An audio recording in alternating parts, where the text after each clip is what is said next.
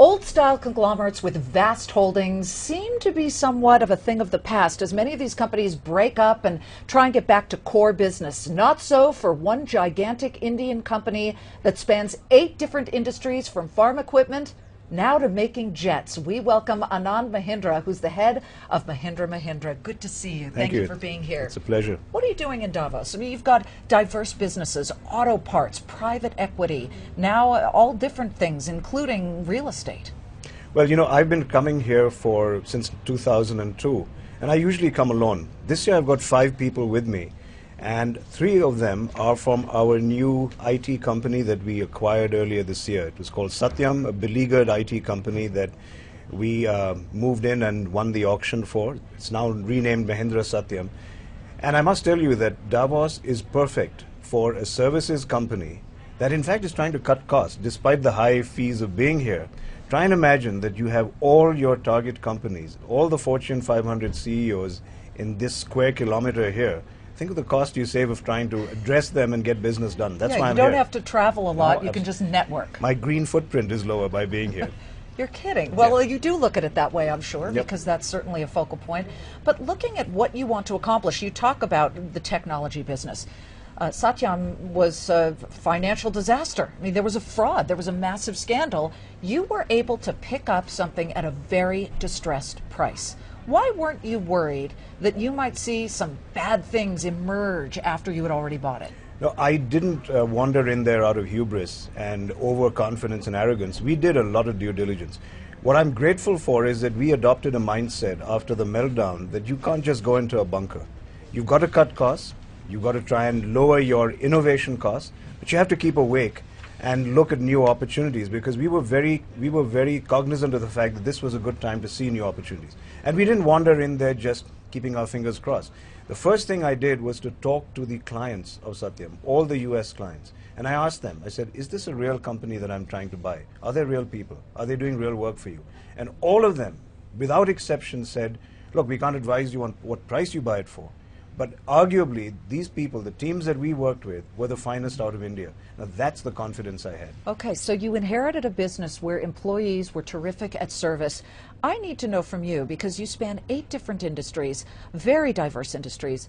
How do you as a CEO keep your finger on the pulse of that and make each and every employee, of which you have thousands and thousands, feel special and want to work hard for you?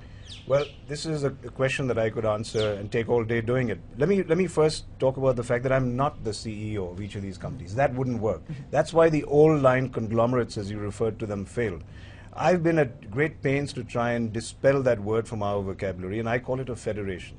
These are independent companies, each of which has a flagship that's listed. So these are not conglomerates. Conglomerates like GE are those that have all these businesses as divisions within.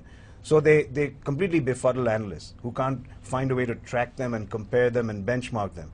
I have a real estate company that's listed. I have a component company that's listed, an IT company. So I say, look, we're a portfolio of businesses. So what you have to do is think of us as a very active, proactive private equity firm. So I'm the CEO of a private equity plus firm. I just don't sit and invest. What I do is, as you said, I have to energize.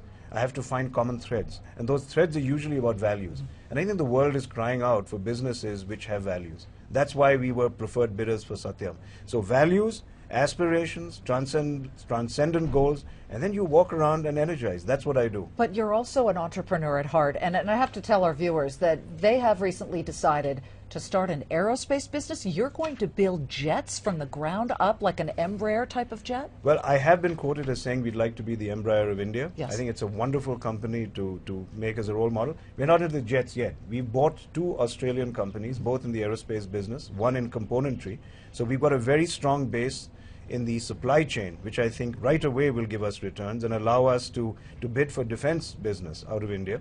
And the other is an Australian aircraft company which makes turboprop companies. It's not jets per se. So we'll build our way, but hell, there's an aspiration certainly to be Embraer. It all comes up with a single idea. What idea are you hoping to glean most from Davos this year?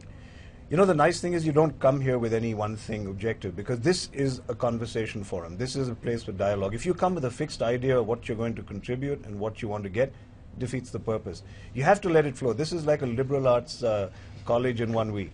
You look up the catalog and you choose your courses and you say, I'm not here to be I'm not a pre-med, I'm not a physics major, I'm here to learn the liberal arts. So you open your mind. If you don't keep your mind open, you're probably not going to enjoy Davos. What world leader would you like to speak with most here? Well,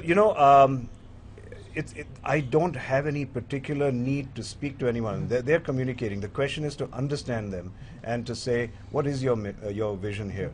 The one-on-ones you do when they come to India, and then you get a chance to talk to them one-on-one here, they're all on stage. Should President Obama be here? He is not this year, and he only sent one person. I would very much like him to be here. I think President Clinton set a blistering pace for him to follow. He was a great votary of Davos. And I think a lot of his global popularity came out of how he would willingly come to these fora and address global audiences from here. And with new technology, podcasts, blogs, so on, Davos, in fact, has a wider footprint. So if you're not here, I know President Obama has a huge global aspiration.